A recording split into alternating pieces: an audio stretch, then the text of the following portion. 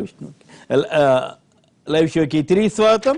విశాఖ మన్యంలో bauxite తవ్వకాలను GO ఉపసంహరించుకోవాలన్న CPI నేత రామకృష్ణ వ్యాఖ్యలను ఏకీపిస్తారా అంటే 35% మంది అవునని, 60% మంది కాదంటున్నారు. ఈ ఖచ్చిత పరిచయం శ్రీ విష్ణువర్ధన్ రెడ్డి గారు, భారతీయ జనతా పార్టీ యువమోర్చా రాష్ట్ర అధ్యక్షులు, ఆ పార్టీ సీనియర్ నేత. ఇక్కడ శ్రీ చల్సాని శ్రీనివాస్ గారు, ఆంధ్ర ప్రత్యేక హోదా సాధన సమితి అధ్యక్షులు.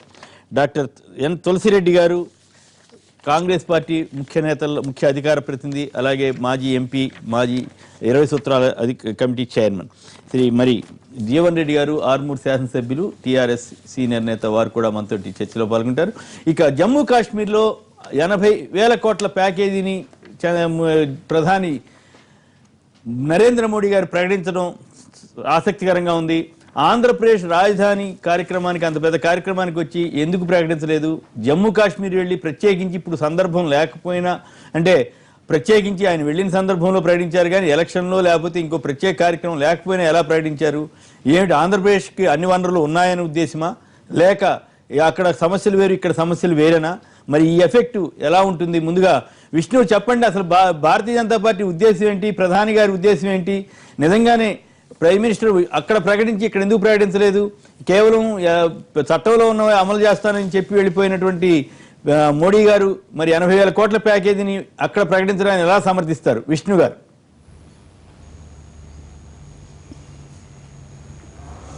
కొమ్మినేని గారు నమస్కారం. మీకు అక్కడ అతిథులకు నమస్కారం. భారతీయ జనతా పార్టీ మరొకసారి ఈ దేశంలో కానీ అన్ని రాష్ట్రాల అభివృద్ధిని కోరుకుంటుంది అనేటువంటిది జమ్మూ కాశ్మీర్లో నిన్న ప్రధానమంత్రి గారు ప్రకటించినటువంటి ప్రత్యేక ప్యాకేజీ.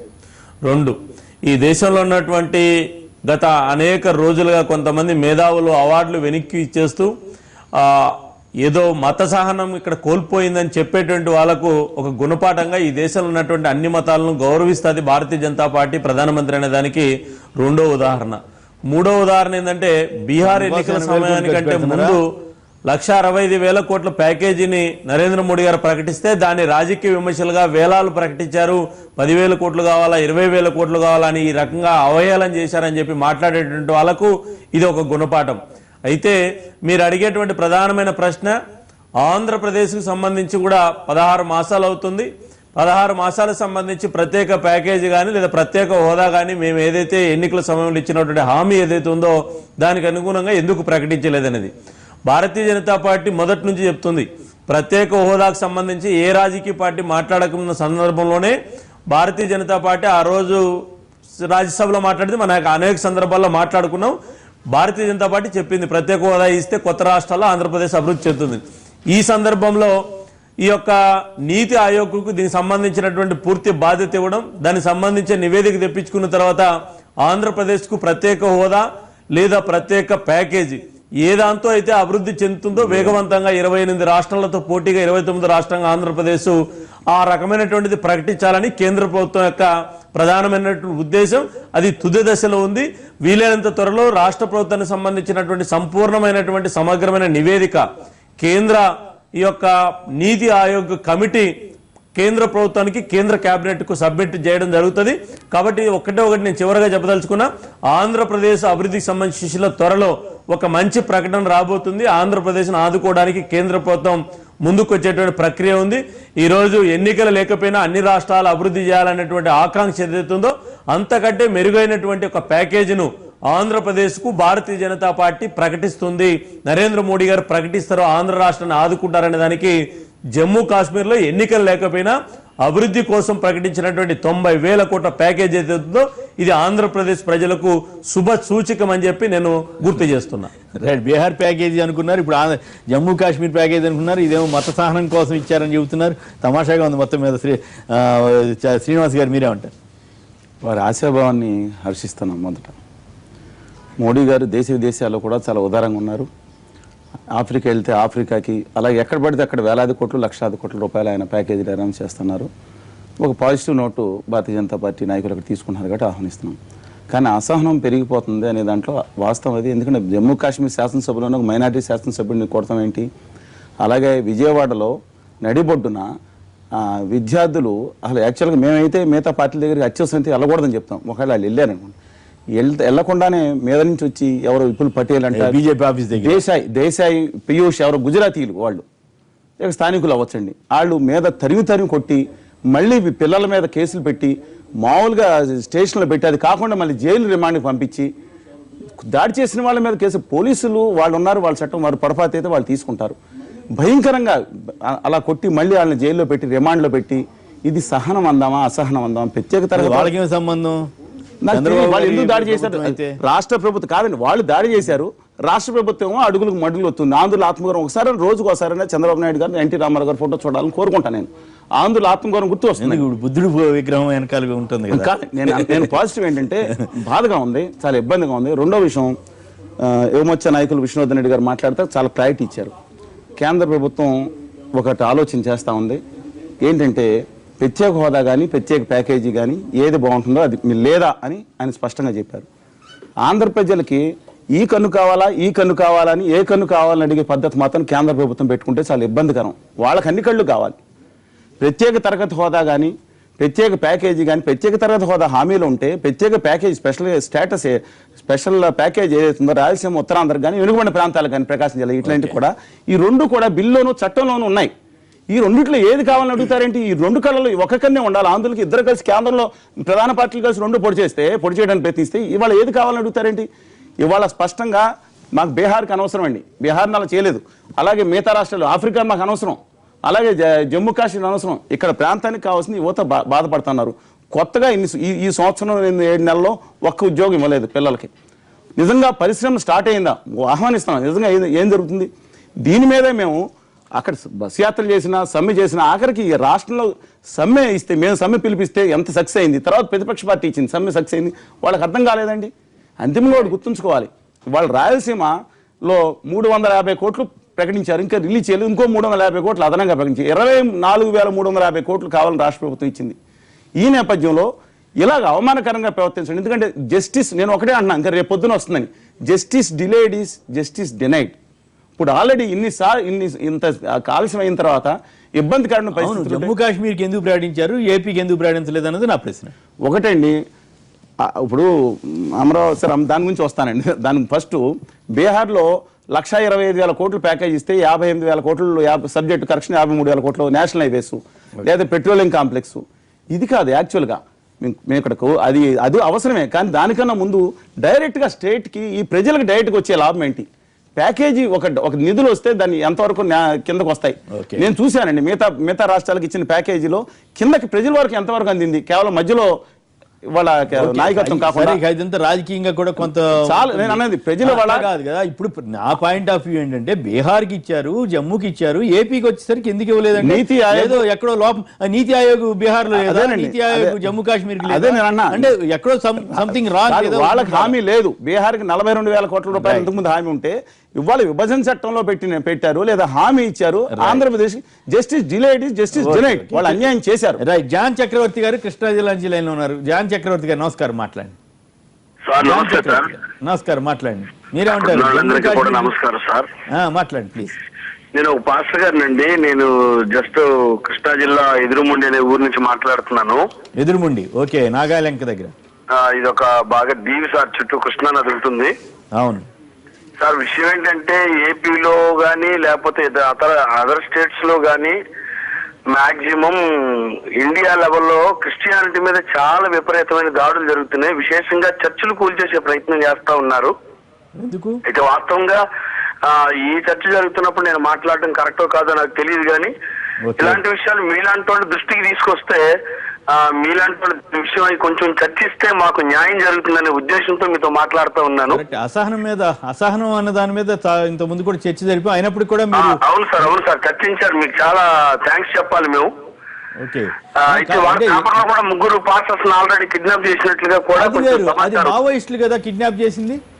లేదు సార్, వాళ్ళని వీళ్ళని ఎవరైనా కానీ మా మీద దాడులే కదండి జరుగుతున్నాయి. ఓకే, మీకు కూడా అక్కడ లోకల్ గా ఇబ్బంది వస్తా ఉందా? విజయవాడలో ఆల్రెడీ నిన్న దాకా మొన్న చర్చ్ ఒకటి కూల్చేయబోతుంటే ఏఐసిసి ప్రెసిడెంట్ వీళ్ళంతా వెళ్ళారు సార్.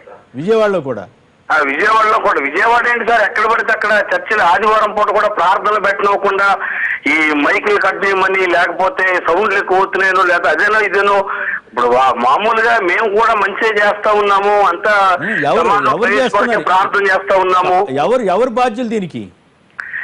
సరే, ఎవరు బాధ్యులంటే ఇప్పుడు వాస్తవంగా నేనేం పేరు పెట్టి చెప్పగలను. వాస్తవంగా ఇప్పుడు ఆర్ఎస్ఎస్ అని లేకపోతే హిందూయిజం లో ఉన్నటువంటి వాళ్ళని ఇదే గెలవాలి, అది ఓడిపోవాలనేటటువంటి ఒక విపరీతమైనటువంటి ధోరణి నడుస్తుంది సార్. దయచేసి హిందూయిజం అందరూ అనొద్దండి. మీరు హిందూయిజం మాట మాట్లాడితే హిందూయిజం అందరూ అలా అనుకుని ఒక దానికి ఆపాదించడం తప్పది. నేను అందరూ అంటలేదు, దయచేసి అక్కడ అన్నారు హిందూయిజం అని. హిందూయిజాన్ని కాదు, మీ పేరు జాన్ చక్రవర్తి గారు. ఆర్ఎస్ఎస్ అనేది ఒకటి ఎక్కడ పడితే అక్కడ క్రిస్టియానిటీని అణగదొక్కే ప్రయత్నం చేస్తా ఉంది. కాదు, కరెక్టే, కానీ అక్కడ ఉన్నది ఏపీలో తెలుగుదేశం ప్రభుత్వం కదా. ఏ ప్రభుత్వం ఉంటే ఏముంది సార్? ఇప్పుడు వాళ్ళు జనరల్ గా ఇటువంటి జోలికి వెళ్ళరు కదా. వెళ్తారా విజయవాడలో అమరావతి శంకుస్థాపనకు ముందు ఇంచుమించుగా 8,000 మంది ప్రజలతో కలిసి అమరావతి శంకుస్థాపన ఘనంగా జరగాలి, ఆంధ్ర రాష్ట్ర ప్రజలు క్షేమంగా బ్రతకాలి అనే ఉద్దేశంతో మేమందరం కలిసి ప్రార్థన చేసేవండి. ఓకే, మంచిదే కదా. మరి ఇంకా సర్వమత సమ్మేళనం, సర్వమతాలకు స్వాతంత్రం ఉంది భారతదేశంలో అని చెప్పేటప్పుడు ఇలాంటి పద్ధతులు అనేవి చాలా విపరీతంగా జరుగుతున్నాయి సార్. అంటే అన్ని పేపర్లో రావట్లేదు, కానీ దయచేసి మీరందరూ కొంచెం ఇట్లాంటి విషయం మీద ఏదైనా మాట్లాడగలిగితే. దేశవ్యాప్తంగా అసహనం మీద తులసిరెడ్డి గారు జాన్ చక్రవర్తికి సంబంధించినటువంటి ఒక్క నిమిషం లైన్ లో ఉండండి. చక్రవర్తి గారు ఒక్క నిమిషం లైన్ గారు మీరు మాట్లాడుతున్నారు. విష్ణు గారు, తులసిరెడ్డి గారు కూడా మాట్లాడిన తర్వాత మళ్ళీ మాట్లాడుతున్నారు. తులసిరెడ్డి గారు వీరి ఇష్యూ మీద కూడా మాట్లాడు, వీరి ఇష్యూ మీద ముందు మాట్లాడి మళ్ళీ దానికి. ఏది ఏమైనా కొంత దేశంలో వచ్చేసి ఇటువంటి వాతావరణం రావడం కరెక్ట్ కాదు. సరే, అది ఎవరి కారణము అనేది కారణం కొంత ఉండొచ్చు, దానికి ఆపాదన చేయకుండొచ్చు.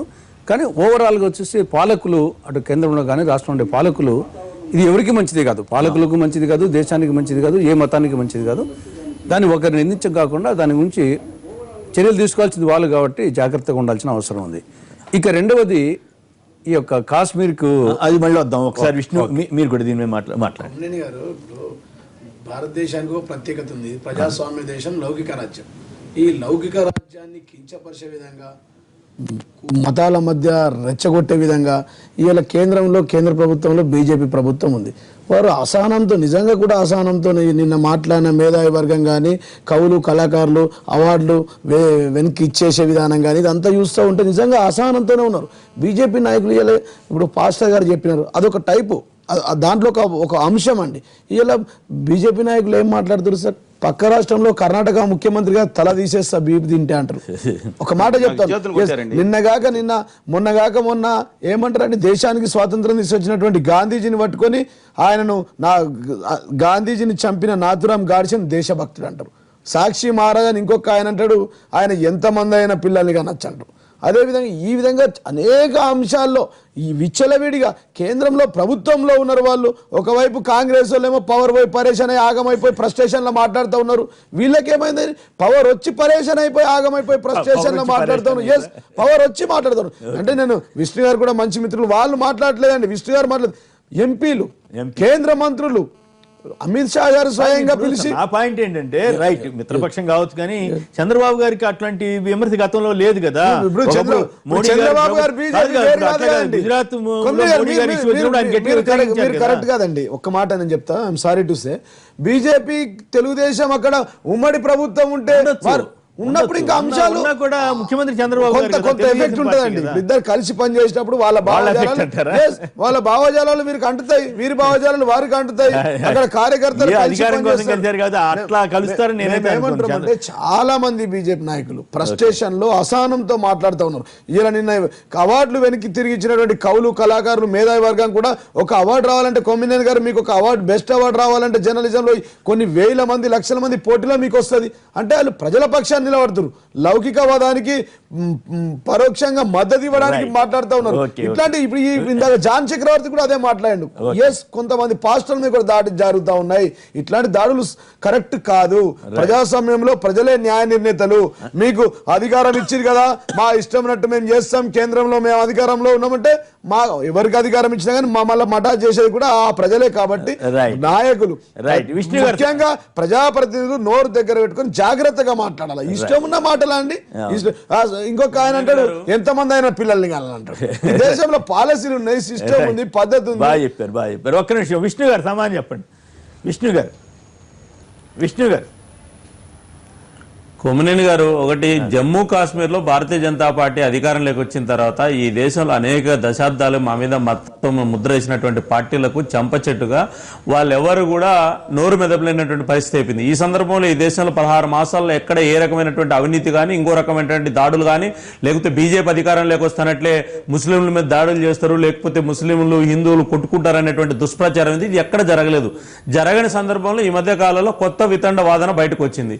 మా మిత్రులు చెప్పాడు జాన్ చక్రవర్తి గారు, అంతా ఏదేదో జరిగిపోతుంది, ఆర్ఎస్ఎస్ జరిగిపోతుంది, ఇంకోటి జరిగిపోతుంది అనేది. ఒకటి ఆయనే చెప్పాడు, మన జరిగినటువంటి అమరావతికి సంబంధించిన విషయంలో ప్రధానమంత్రి స్వయాన వస్తే సర్వమత ప్రార్థనలు చేపించారు. ఆ రోజు వేదిక మీదకి క్రిస్టియన్కి సంబంధించినటువంటి సోదరులు వచ్చారు, ముస్లింలు వచ్చారు, హిందువులు వచ్చారు. ఒకటి ఈ దేశంలో కొంతమంది ఈ యొక్క చర్చ నిర్వహించేటువంటి వ్యక్తులు స్వచ్ఛంద సంస్థల ముసుగులో ఈరోజు ఈ దేశానికి విదేశీ నిధులు తీసుకొచ్చి బలవంతపు మత మార్పులు చేస్తున్నారు. దాన్ని ఆర్ఎస్ఎస్ వ్యతిరేకిస్తుంది, దాన్ని హిందూ ధార్మిక సంస్థలు వ్యతిరేకిస్తాయి. కాబట్టి ఈ బలవంతపు నిధులు తీసుకొచ్చి ఇక్కడ ఏవైతే వీళ్ళు అక్రమంగా డబ్బులను దుర్వినియోగం చేస్తున్నటువంటి దాని ఏదైతుందో ఈ దేశంలో ఒక్కసారిగా నరేంద్ర మోడీ ప్రభుత్వం వచ్చిన తర్వాత ఈ యొక్క నిధులు ఈ దేశంలోకి వచ్చినటువంటి నిధులు లెక్కలు చెప్పమని చెప్పినారు. లెక్కలు చెప్పమంటే అనేక సంస్థలు ఈ బోగస్ సంస్థలకు గుర్తింపు పొందాయి. అప్పటి నుంచి భారతీయ జనతా పార్టీ మీద ఈ మైనార్టీ సంస్థలు కొన్ని కక్ష కట్టి ఈ దేశం ఇంకొకటి అనేది ఏం లేకోకుండా అవార్డులు ఇచ్చారు. అవార్డులు ఎనిక్కిస్తామని చెప్పారు. 127 మంది అవార్డులు ఎనిక్కిస్తే 9 మంది మాత్రం తీసుకుపోయి ఎనిక్కిచ్చారు. మిగతా ఎవరు కనీసం ఆ కార్యాలయం దగ్గరకు పోలేదు, పత్రికా ప్రకటనలు ఇచ్చారు. ఈ అవార్డులు ఎనిక్కించిన వాళ్ళు మాట్లాడుతుంటే రజనీకాంత్ గాని కమల్ హాసన్ గాని ఇట్లా వాళ్ళు కూడా బయటకు వచ్చారు ఈ మధ్య కాలాల్లో. వాళ్ళు చెప్తున్నారు అవార్డులు ఇచ్చింది బీజేపీ కాదు, కాంగ్రెస్ కాదు, లేకపోతే ఇంకొక రాజకీయ పార్టీ కాదు, ఈ దేశ గౌరవానికి సంబంధించిన అవార్డులు ఇస్తే పరువు పోతుంది, ఎవరు ఎన్నిక ఇవ్వద్దండి. ఒకవేళ భారతీయ జనతా పార్టీ ఈ దేశంలో ఎన్డీఏ ప్రభుత్వంలో ఏదైనా ఇబ్బంది కలుగుతుంటే ప్రజాసంబద్ధంగా మీరు కావాలంటే విమర్శించండి తప్ప అవార్డులు అవమానం చేయొద్దండి. అవన్నీ కూడా జాతి ఇచ్చినటువంటి అవార్డులు మీలాంటి అనర్హులకు ఇచ్చామని చెప్పి మేమంతా బాధపడుతున్నాము. అవార్డు విలువ తెలియనటువంటి ఎన్నికిస్తున్నారని. కాబట్టి ఆంధ్రప్రదేశ్ లో ఎక్కడ పరమత సహనం లేదు. ఇంత తెలివిగా మాట్లాడుతున్నటువంటి జీవన్ రెడ్డి గారికి నేను గుర్తు చేస్తున్నా. జీవన్ రెడ్డి గారు వాళ్ళ నాయకుడు, ఈ రోజు ముఖ్యమంత్రి ఉన్నటువంటి వ్యక్తి. 2006లో ఆ రోజు ఎంఐఎం కు సంబంధించిన ఎమ్మెల్యేలు నిర్దాక్షిణ్యంగా నా పట్టణం నడిబొడ్డున ప్రెస్ క్లబ్ లో దాడి చేశారు. ఆ రోజు ఈ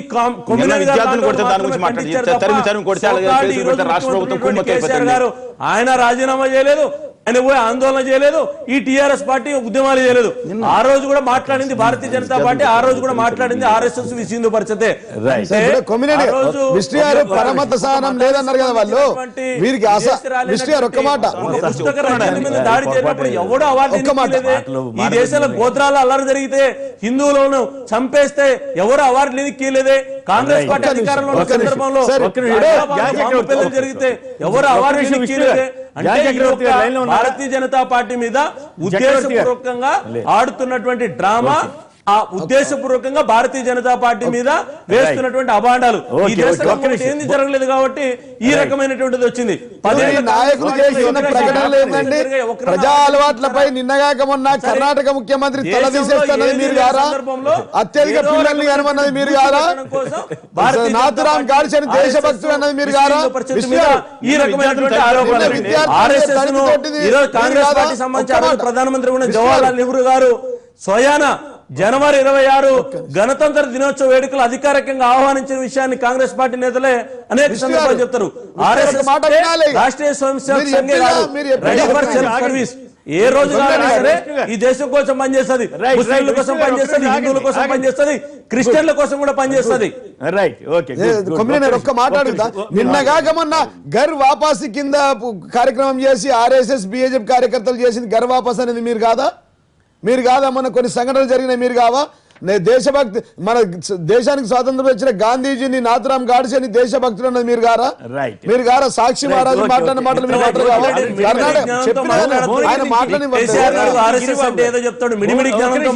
మీరు విష్ణు ఆగండి. మీరు భువనగిరి నుంచి గిరిబాబు గారు నమస్కారం, మాట్లాడండి. సార్ నమస్తే సార్. నమస్తే, మాట్లాడండి సార్. అక్కడ పెద్దలు నమస్తే సార్. గుడ్, మాట్లాడండి ప్లీజ్. సార్ ఇప్పుడు ఏంటంటే ఈ కాంగ్రెస్ వాళ్ళ ప్రోత్బలంతో ఇప్పుడు వెనక్కిస్తున్న అవార్డులు ఎవరైతే ఉన్నారో రచయితలు వాళ్ళ అవార్డులు, అది పవిత్రమైన అవార్డులు వెనక్కియడం కంటే వాళ్ళ రచనల ద్వారా, వాళ్ళ కళాకారుల ఆటపాటల ద్వారా ఈ బీజేపీ చేస్తున్న ఏవైతే చెడు చేస్తుందో అది తెలిస్తే బాగుంటుంది సార్. అవార్డులు వెనక తీరితే బాగుంటుంది నాకు తెలిసి. సో కమల్ హాసన్ వైఖరి తోటి మీరు ఉన్నారు, మీరే రెచ్చగొడుతున్నారంట కదా. సరే, రాజకీయ పార్టీలు అంటే ఏదో రాజకీయ లబ్ధి కోసము అనుకోవచ్చు. భారత రాష్ట్రపతి, ఎడిటర్స్ గిల్డ్, ఆర్బీఐ గవర్నరు, ఆఖరికి అంతర్జాతీయ రేటింగ్ సంస్థ రజనీకాంత్ గారు కూడా సమర్థించారు. దానన్నా దృష్టిలో పెట్టుకోండి. మూడీస్ అయితే మూడీస్ మళ్ళీ ఏమి ఇవ్వలేదని కథనం వచ్చింది. పోనీ రాష్ట్రపతి అనేది వాస్తవమే కదా, ఆర్బీఐ గవర్నర్ అనేది వాస్తవమే కదా. తర్వాత పారిశ్రామికవేత్తలు, ఇన్ఫోసిస్ కానీ మిగతా ఫార్మా కంపెనీలు కానీ. కాబట్టి అవార్డ్స్ ఇచ్చిన వాళ్ళు, శాస్త్రజ్ఞులు, వాళ్ళందరినీ ఒకవేళ కాంగ్రెస్ ప్రేరేపించింది అనుకున్నాం, వీళ్ళందరినీ ప్రేరేపించిందా? కాబట్టి దానన్నా దృష్టిలో పెట్టుకోండి. ఓవరాల్గా దేశంలో వాతావరణము కొంత కలుషితమవుతుంది, దాన్ని పరిపాలకులు జాగ్రత్త పెట్టుకోవాలి. అంతకన్నా ఎక్కువ మన ఊరికే విమర్శలు, ప్రతి విమర్శల వలన ఇంకా వాతావరణం కలుషితం అవుతుంది. కనీసం అధికారంలో ఉండే వాళ్ళు కేంద్రంలో కానీ రాష్ట్రంలో జాగ్రత్తగా ఉండాల్సిన అవసరం ఉంది.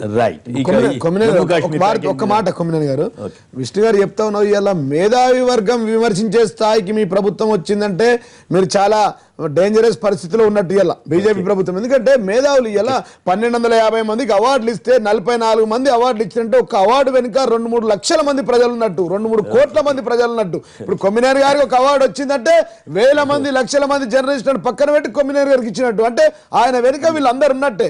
నేనేమన్నా ఇంకోటి ఒకటేమన్నా అవార్డులు వెనక్కి ఇచ్చినట్టే దాన్ని మీరు ఆలోచించండి, పునరాలోచించండి, అది ఎందుకు జరుగుతూ ఉందని చెప్పి. ఇంకో విషయం కంటే ఇందాక చర్చల గురించి, గతంలో ఢిల్లీలో 7 చర్చలపై 7 సార్లు దాడి చేసింది మీరు కాదా? జాన్ చక్రవర్తి అడిగిందంటే తప్పలేదు కొమ్మినేని గారు. వారు ఏమనుకున్నారంటే కొమ్మినేని గారికి చెప్తే ఈ నాటకు మాకు న్యాయం జరుగుతుందన్న నమ్మకంతో జాన్ చక్రవర్తి ఇతర మతాలను బలవంతంగా మత మార్పిడులు చేయకుండా బలవంతంగా మత మార్పిడి చట్టాలకు అనుగుణంగా లోపల ఉండాల్సిందే. జాన్ చక్రవర్తి అతని మతాన్ని స్కీమ్ కింద అనేక మందిపై మీరు కూడా దాడులు చేశారు. జాన్ చక్రవర్తి మత మార్పిడులు చేయకోకుండా బంగారగట ఆయన మతాన్ని ఆయన ఆచరించమని హిందువులు ఉంటారు, ముస్లింలు ఉంటారు, క్రిస్టియన్లు మాకేం అభ్యంతరం లేదు, అందరినీ గౌరవించాల్సిందే. ఈ దేశంలో సెక్యులర్ కంట్రీ ఇది. Right, okay. మొత్తం మీద ఇష్యూని జనం దృష్టి తీసుకెళ్తున్నాం. ఎవరైనా సరే ఒకవేళ ఏదైనా ఒక మతాన్ని కించపరుస్తున్నా అంటే అతను అజ్ఞాని. భారతీయ జనతా పార్టీకి సంబంధం లేదు, భారతీయ జనతా పార్టీ ఖండిస్తుంది. అయితే నిజంగానే మరి ఆయన చెప్పినట్టు విజయవాడలో చర్చిల మీద దాడులు జరుగుతున్నాయని చెప్తుంటే ప్రభుత్వం అయితే ఖచ్చితంగా చర్యలు తీసుకోవాల్సిన అవసరం ఉంటుంది. అలాంటి ఘటనలు ఏపీలో కానీ తెలంగాణలో కానీ జరగకూడదని, సాధారణంగా ఇక్కడ మత సహనానికి ఎక్కువ ఆస్కారం ఉన్నటువంటి ప్రాంతాల్లో అలాంటి అసహనం నిజంగానే పెరిగితే అది మంచిది కాదని చెప్పక తప్పదు. ఒకవేళ అలాంటి జరగకపోతే ఇబ్బంది లేదు, సంతోషించాల్సిందే. ఈ ప్రత్యేక ప్యాకేజ్ మీద మీరేమంటారు? ఇప్పుడు భారత ప్రధానమంత్రిగా ఆయనకు 29 రాష్ట్రాలు, 7 కేంద్రపాలిత ప్రాంతాలను దృష్టిలో పెట్టుకొని చేయాల్సిన అవసరం ఉంది. కాబట్టి కాశ్మీర్ను దృష్టిలో పెట్టుకుని 80,000 కోట్లు, బీహార్ను 1,50,000 కోట్లు ఓకే. కానీ దేశంలో వచ్చేసి ఆంధ్రప్రదేశ్ కూడా అంతర్భాగం. మరి దీని గురించి దృష్టిలో పెట్టుకోవాలి కదా. ఇక్కడ ఆల్రెడీ చట్టంలో ఉంది, ప్లస్ పార్లమెంట్లో ప్రకటన చేయడం జరిగింది. వాటికి బీహార్కు, కాశ్మీర్కు చేయకున్నప్పటికీ చేశారు, సంతోషమే. ఇక్కడ చట్టంలో ఉండిన దానికి అందులో అకేషన్ వచ్చేసి రాజధాని శంకుస్థాపన కార్యక్రమానికి వచ్చినప్పుడు అంతకంటే బెస్ట్ అకేషన్ ఏముంటుంది? పోనీ టైం తీసుకున్నామా? ఆల్రెడీ 17 నెలలు. పోనీ నీతి ఆయోగ్, అన్ని నీతి ఆయోగ్ సంబంధం ఏంది? ఇప్పుడు స్పెషల్ డెవలప్మెంట్ ప్యాకేజ్ ఆల్రెడీ చట్టంలో సెక్షన్ 46 సబ్సెక్షన్ 3 ప్రకారంగా ఉంది. ఆల్రెడీ 24,350 కోట్లు అడిగారు, 350 కోట్లు ఇచ్చారు. దానికి నీతి ఆయోగ్ అవసరం ఏముంది? ఓకే, దానికి వచ్చేసి. కాబట్టి ఇది ఏదో మొత్తం మీద ఆంధ్రప్రదేశ్లో పెద్ద బీజేపీకి డెవలప్ కాదనే ఒక అభిప్రాయంతోనో, లేకుంటే చంద్రబాబు మీద కక్షతోనో, ఏదో ఈ రెండిట్లో ఏదో ఒకటి మోడీ గారికి కక్ష ఉంటుంది. మిత్రపక్షాలు గత ప్రస్తుతానికి ఏదో విధిలేని పరిస్థితుల్లో ముందు అరెస్ట్ చేస్తున్నారు కదా. ఎక్కడ? హైదరాబాద్ లో. హైదరాబాద్ ఆ రోజు ముఖ్యమంత్రిగా ఉండగా అరెస్ట్ చేస్తానన్న ఉద్దేశం ఏదైనా కానీ వీళ్ళిద్దరు గొడవలో రాష్ట్రం నష్టపోతుందండి. బీజేపీ తెలుగుదేశం గొడవలో రెండు ఉన్నట్టు. ఏమైనా ఈ విషయంలో పెద్దలు తులసి గారు చెప్పినట్టు, వారు కూడా చెప్పినట్టుగా మేము ఏమంటాం, మోడీ గారు మాట తప్పారు సార్. ఎలక్షన్ ముందు వారితో పొత్తున్నప్పుడు ఏం మాట్లాడారు సార్? పవన్ కళ్యాణ్ ఏం చెప్పారు సార్? ఓట్లకు ముందు బాబు గారు ఏం చెప్పారు సార్? బాబు గారు పవన్ కళ్యాణ్ కూడా ఫెయిల్ అయినట్టే. ఇలా మీరు ఏపీ రీఆర్గనైజేషన్ యాక్ట్ లో లేనప్పటికీ ఉన్నప్పటికీ ఉంటేనే ఇవ్వాలని లేదు. ఇలా బీహార్ లో 1,20,000 కోట్ల ప్యాకేజ్ ఇచ్చారు. ఎందుకు ఇచ్చారు సార్? ఇలా జమ్మూ కాశ్మీర్ కి 80,000 కోట్ల రూపాయలు ఇచ్చారు. ఎందుకు ఇచ్చారు? తెలంగాణ రాష్ట్రం, ఆంధ్రప్రదేశ్ రాష్ట్రం కొత్తగా నూతగా ఏర్పడినటువంటి కవల పిల్లలు వీళ్ళ అభివృద్ధి కోసం కేంద్రంలో మీరు చెప్పినట్టుగా తులసిరెడ్డి గారు చెప్పినట్టుగా పోటీ పడి బ్రహ్మాండంగా డెవలప్ అవుతామని చెప్పినట్టు ఇప్పుడు ప్యాకేజీలు ఎందుకు అడుగుతున్నారు? చెప్తాను 100% బాధ్యత అండి, మ్యాండేటరీ. ఇది ఫెడరల్ వ్యవస్థ, ఫెడరల్ స్ఫూర్తితో కేంద్ర రాష్ట్రాల మధ్య సంబంధం ఉంది. మేము ప్రతి ఒక్క ప్రజల యొక్క సొమ్ము కేంద్ర ప్రభుత్వం దగ్గర ఉంది. కేంద్ర ప్రభుత్వం అంటే కొమ్మినేని గారు ఇలా వేరే దేశం పక్క దేశంలో అడుక్కోవట్లేదండి. ఈ దేశంలో బాధ్యతాయుతంగా డెవలప్ చేయాల్సిన బాధ్యత ప్రధానమంత్రి మోడీ గారి మీద ఉంది. కాబట్టి వారు చేయాల్సిన అవసరం ఉంది. కంప్లీట్ చేస్తారు. అదే ఆయనకు రెండే ఉన్నట్టుంది. ఒకటి పెద్ద ఆంధ్రప్రదేశ్లో ఏం చేసినా కానీ పెద్ద బీజేపీ డెవలప్ కాదనేదన్నా ఒకటి ఉండాలా. రెండవది చంద్రబాబు నాయుడు ఆయన వచ్చేసి ఈయన విదేశాలను తిరుగుతూ నాకంటే ఈయన ఎక్కువ ఫోకస్ కావాలని చూస్తున్నాడు అని చెప్పేసి గతంలో గోద్రా ఇన్సిడెంట్ లో ఇవన్నీ పైకి పొత్తు ఉన్నప్పటికీ అనివార్యమైన పరిస్థితుల్లో లోపల ఏదో చంద్రబాబు నాయుడు గారి మీద మంచి అభిప్రాయం లేనట్టుంది ఆయనకు. అంతేనా? కాబట్టి అదొకటి. తర్వాత ఆంధ్రప్రదేశ్ లో ఎంత చేసినా డెవలప్ కాదేమోను. ఈ రెండు కారణాల చేత ఆయన కక్ష పెట్టుకున్నట్టుంది.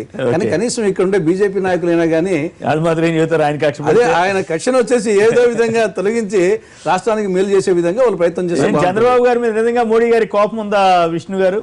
మీరు ఢిల్లీలోనే ఉన్నారు కదా, మీకు అట్లాంటి సమాచారం ఏమైనా ఉందా మీ దగ్గర? కొమ్మినేని గారు మా తులసిరెడ్డి కోపాన్ని మా భుజాల మీద పెట్టి కాలుస్తున్నాడు అంతే. చంద్రబాబు నాయుడు గారి మీద కోపం మాకేం లేదు. ఖచ్చితంగా ఆంధ్రప్రదేశ్ సంబంధించి తులసిరెడ్డి అన్న చెప్పినట్లు మిగతా రాష్ట్రాల విషయంలో ప్రభుత్వం సానుకూలంగా ఉంది కాబట్టి ఆంధ్రప్రదేశ్లో ఉండాలి. అయితే మా చలసాని గారు ఒక అప్రకటితమైనటువంటి ఒక ప్రకటన చేశారా, సవరణ చేసుకోమంటున్నా. పీయూష్ అనేటువంటి వ్యక్తి పాకిస్తాన్ కాదు, బంగ్లాదేశ్ కాదు, గుజరాత్ కాదు మిత్రమా. నువ్వు రోజు టీవీలో పీయూష్ అనే వ్యక్తి గుజరాత్ నుంచి వచ్చి దాడి చేశాడంటున్నావు. పీయూష్ అనేటువంటి వ్యక్తి భారతీయ జనతా పార్టీ నాయకుడు, విజయవాడలో పుట్టాడు. ఆయన విజయవాడలో కృష్ణలంకలో ఉంటాడు. రెండోది 6 గంటల సమయంలో ఆదివారం రోజు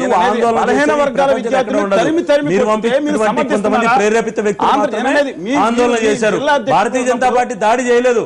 వాళ్ళు ఆ రోజు 4 గంటల వరకు ఎక్కడో కూర్చొని 10 మంది వాళ్ళు తాగి వ్యక్తిగతంగా భారతీయ జనతా పార్టీ కార్యాలయం మీద దాడి చేయడానికి వస్తే అడ్డుకున్నారు. మీరు దాన్ని భారతీయ జనతా పార్టీ దాడి చేసినటువంటి విషయం చెప్తున్నారు. కాబట్టి తప్పుడు సమాచారాన్ని ప్రజల్లో పంపండి. మీకు కూడా సరిపోతుంది. నేను మీరు దయచేసి మాట్లాడేటప్పుడు పిల్లల విషయం నేను మాట్లాడుతున్నానండి. మీరు గుజరాత్ తెలుగు అమెరికా నుంచి వచ్చినాడని చెప్పేటువంటి తప్పుడు ప్రకటనలు గుజరాతీలా కాదా అన్నాను. నాకు పేపర్ లో చూసి 6 గంటల కాడ ఆదివారం రోజు ఆందోళన చేసేది అంటే లోకల్ ఆదివారం రోజు ఆందోళన చేసేది ఒక పార్టీ రాష్ట్ర కార్యాలయం మీద దాడి చేయడానికి జైల్లో 14 రోజులు ఏం చేయాలి? ఆంధ్రప్రదేశ్ లో మోడీ గారికి అమిత్ షా ఆందోళన చేయించి పార్టీ కార్యాలయం మీద దాడి చేస్తారా? మాట ఒక్కటి చెప్పండి. విద్యార్థులు పార్టీ కార్యాలయాల మీద దాడి చేయించే సంస్కృతిని చలసాని సంప్రదాయాలను పాటిస్తాడా? ఏదండి మీ చలసాని గారికి వేరే రాష్ట్ర పార్టీల మీద రాష్ట్ర పార్టీ కార్యాలయం మీద రెస్పెక్ట్ లేదా? బీజేపీ అధ్యక్షుల దగ్గరికి మిమ్మల్ని ఎవరు రెచ్చగొడుతున్నారు? అధ్యక్షుడు ఉంటే మిమ్మల్ని గౌరవించారు. కాంగ్రెస్ పార్టీ ఆఫీస్ దగ్గర చేసాం, గౌరవించారు. మీరు ఈ దేశంలో ఆంధ్రప్రదేశ్ కు న్యాయం చేస్తున్నటువంటి బీజేపీ కార్యాలయం మీద దాడి చేస్తే అలాంటి అల్లరి మూకలకు చలసాని మద్దతుదారుడా? అల్లరి మూకల వెనక చలసాని హస్తం ఉందా? జైల్లో వేస్తారా? ఏమన్యాయం ఇది?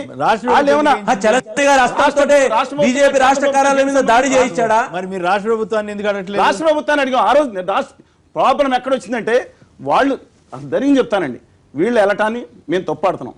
బేసిక్ గా అత్యవసర పరిస్థితి టీవీలో ప్రచారం కోసం 10 మంది అల్లరి మోకలు తాగి బీజేపీ కార్యాలయం మీద దాడి చేశారా? మీ ఆఫీస్ లో తాగి వచ్చారా లేదా డాన్స్ కట్టారు? నేను విద్యార్థులు ఎందుకు మాట్లాడతారు? వాళ్ళు ఎవరు విద్యార్థులు? వ్యక్తులకు అసహనం పెరిగిపోయింది. విద్యార్థులకు విద్యార్థి సంఘాలకు ఇది ఒక చోటే కాదు, ఇది 4 సార్లు నెల్లూరులో ఆదిత్యసాయన విద్యార్థులను కొట్టారు. ఆదివారం రోజు తాగి 10 మంది బీజేపీ రాష్ట్ర కార్యాలయం మీద చలసాని దాడికి పంపిస్తాడా? ఇది సమర్థించుకుంటావా? డైవర్ట్ చేయొద్దు. మీరు విజువల్స్ చేయమనండి. 15 సంవత్సరాలు విద్యార్థి నాయకుడిగా పనిచేశాను, యూనివర్సిటీలో చదువుతున్నాను. మేము ఏ రాష్ట్ర కార్యాలయం మీద దాడి చేయలేదు.